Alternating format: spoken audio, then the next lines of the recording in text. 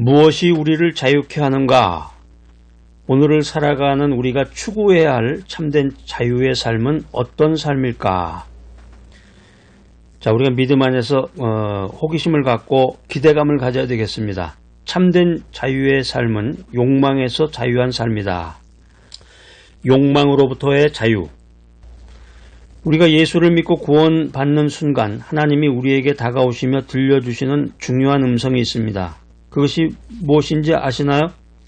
예수님을 나의 세이버, 나의 로드로 영접하고 예수님 앞에 엎드려서 주 예수여, 당신은 나의 주님이십니다. 이런 컨페셔널을 할 때 주님은 그래? 내가 너의 주인이 되었다면 너는 이제 모든 것을 가진 사람이야. 이렇게 말씀해 주십니다. 여러분 어떻습니까? 이런 주님의 음성을 들어보셨나요? 너는 이제 모든 것을 가진 사람이야. 예수 그리스도를 주님으로 나의 삶의 주인으로 고백한다면 바로 그 사람은 그리스도 안에서 모든 것을 가진 사람입니다. 모든 것을 가진 사람. 말만 들어도 황홀한 말씀이네요. 성경 신약에 보면 골로새서가 나오는데요. 골로새서는 그리스도의 주권을 강조하는 책으로 특징이 있습니다. 이 골로새서의 그 핵심 단어 중에 하나가 충만인데, 충만. 헬라어로는 플레로마입니다. 플레로마인데 충만인데 골로새서 2장 9절 10절을 읽어보면 그 안에는 신성의 모든 충만이 육체로 거하시고 너희도 그 안에서 충만하여졌으니. 골로새서 2장 9절 10절을 현대적인 의미로 번역을 한다면은, 해석을 해드린다면은, 너희가 예수를 주로 믿느냐? 그렇다면 너희는 모든 것을 가진 사람이다. 하나님의 신성이 우리 안에 거하시면 우리는 부족할 것이 없이 모든 것을 가진 사람이다. 이런 의미입니다. 정말 놀라운 말씀이네요. 이게 골로새서 2장 9절 10절에 나오는데 여러분 빨리 얼른 찾으셔야 되겠죠.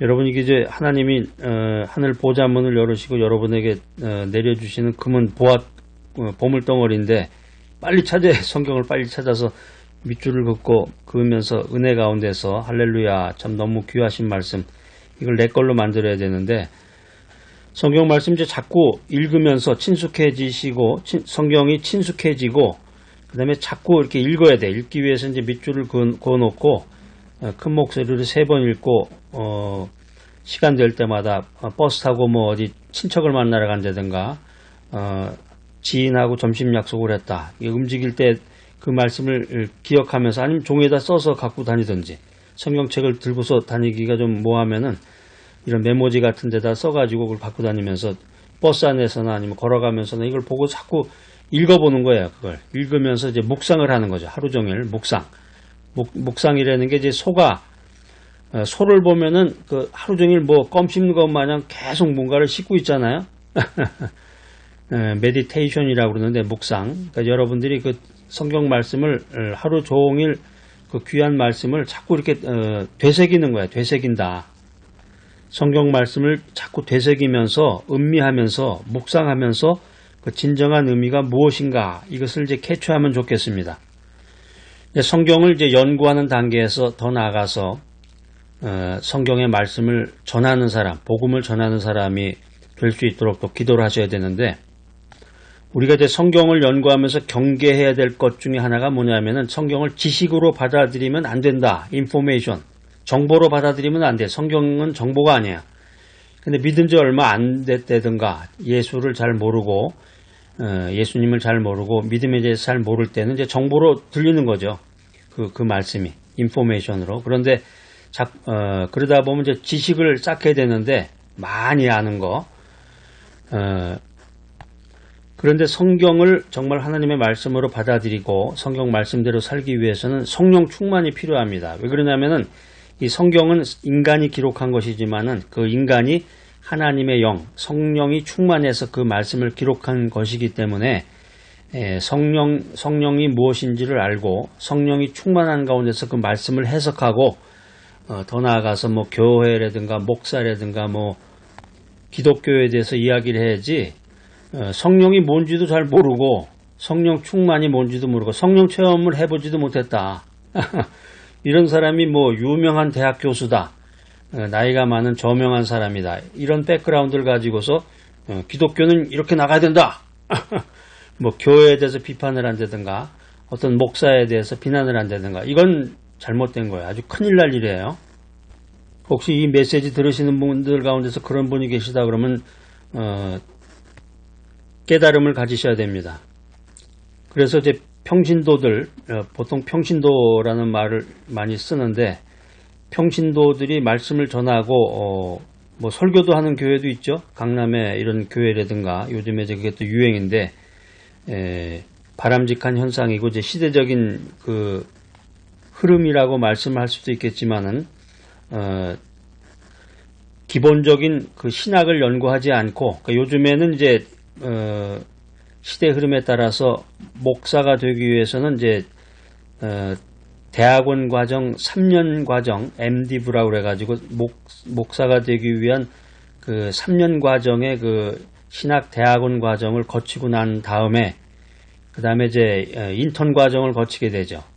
그러는 가운데서 이제 목사고시 합격을 하고 인턴 과정을 거치고 그 다음에 이제 목사 안수라고 하는 그런 과정을 거치게 됩니다. 그래서 이제 하나의 목사로서 안수받은 목사로서 서게 되는데 목사 안수를 받았다. 그렇다고 해서 바로 말씀을 전하고 뭐 복음 활동을 하는 게 아니라 최소한도 목사 안수를 받은 이후에 10년 정도는 경험을 쌓아야 돼요.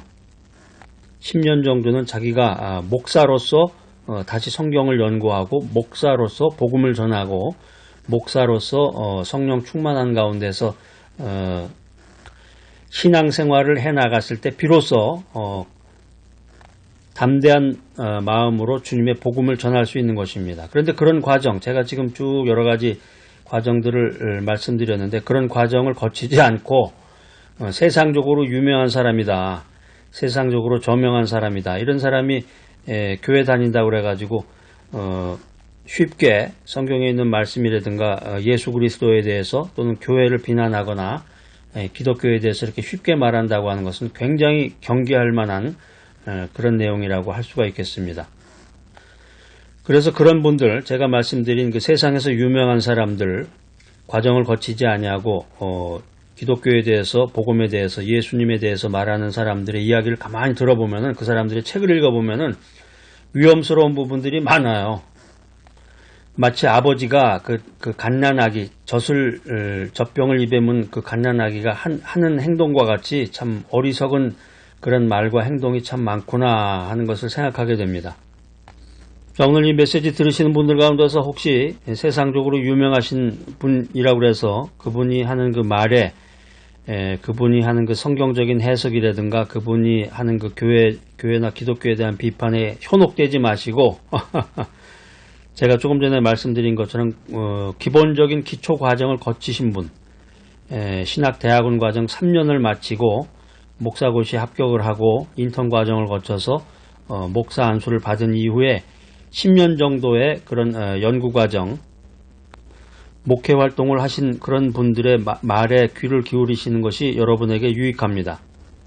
자, 골로새서 2장 9절 10절 말씀 이야기하다 보니까 여러 가지 말씀을 드렸는데 중요한 말씀인 것 같아서 생각나는 김에 제가 말씀을 드렸습니다. 골로새서 2장 9절 10절 그 안에는 신성의 모든 충만이 육체로 거하시고 너희도 그 안에서 충만하여졌으니 충만 이렇게 나왔는데 이 골로새서의 핵심 단어가 바로 충만이라는 거죠. 그래서 이 골로새서 2장 9절 10절을 쉽게 풀이하면은 너희가 예수를 주로 믿느냐 그렇다면 너희는 모든 것을 가진 사람이다. 하나님의 신성이 우리 안에 거하시면 우리는 부족할 것이 없이 모든 것을 가진 사람이다. 이런 얘기예요. 이 말씀만 들어도 너무 은혜가 되고 참 너무 할렐루야입니다. 정말. 그러니까 미국 생활에 기초적으로 적응한 사람은 땡큐, 유아 웰컴을 입에 막 달고 살아야 되는데 누가 뭐라고 하면은 그냥 땡큐, I'm sorry, 땡큐. 상대방이 땡큐라 그러면 유아 웰컴 이게 나와야 되는데 기본적으로 그게 안 되시는 분들은 적응이 안 되는 거죠. 같은 원리로 이 믿음의 세계에서도 무슨 하나님의 은혜스러운 말씀이 선포가 됐을 때 할렐루야, 아멘 이 말씀이 안 나온다.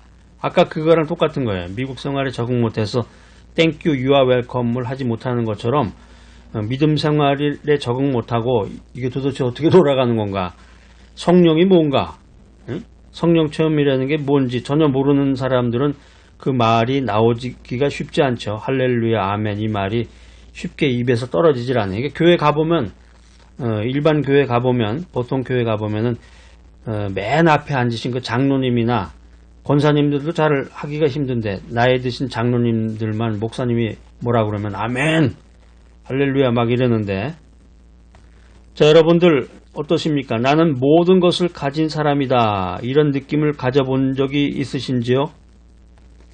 은혜를 체험하고 성령 충만할 때 우리가 나는 모든 것을 가진 사람이다, 이런 고백을 할 수가 있습니다. 야, 정말 주님은 저의 모든 것이 되십니다. 저는 부족함이 없어요. 저는 모든 것을 가진 사람입니다. 우리가 은혜를 받고 이런 고백을 하는 순간에 불청객이 찾아와서 이런 음성을 들려줍니다. 야, 부족한 게 없다고? 부족한 게 없다고? 웃기지 마라. 너 돈 필요하잖아. 이거 동그란 거 돈 필요하지? 너 건강도 안 좋잖아. 지난번에 수술 받은 거 아직도 약 먹으면서 욱신욱신하지? 자식들 문제도 많고 가정의 문제도 많고 내가 살아가는데 내 삶에 필요한 게 얼마나 많냐? 에? 부족한 게 없다고? 야, 웃기는 소리 좀 하지 마라. 우리가 믿음 안에서 기도하고 은혜 충만하다 보면 이 공중의 권세 잡은 악한 영, 사탄 마귀의 그 속삭임을 우리가 듣게 됩니다. 그래, 난 아직도 더 많이 소유해야 해, 더 많이 가져야 해 하면서 그 순간부터 이 욕망의 포로가 된다는 것입니다. 인간이 공중의 권세 잡은 악한 영의 꾀임에 빠져서 욕망의 포로가 된다. 얼마 전에 그 뉴스에 보니까, 어떤 정보를 보니까 은퇴 이후에 노년에 한 달에 얼마 정도 생활비가 필요할까에 대한 정보들이 쭉 나와 있더라고요. 거기 보니까. 그래서 기본적으로 어떤 사람은 노년에 뭐 한 달에 300만원, 500만원, 뭐 1000만원 이렇게 쓴다고 그러는데, 인간의 욕심이라는 게 한도 끝도 없겠죠. 아파트 한 30 몇 평 되는 아파트에 사는지, 명절 때 되면 이제 자식들이 오니까 좀 넓은데 한 50평은 50평은 돼야 되지 않나. 화장실도 한 두세 개 정도 있어야 되겠고, 주말 되면 어디 놀러도 가야 되니까 자가용도 굴려야 되고.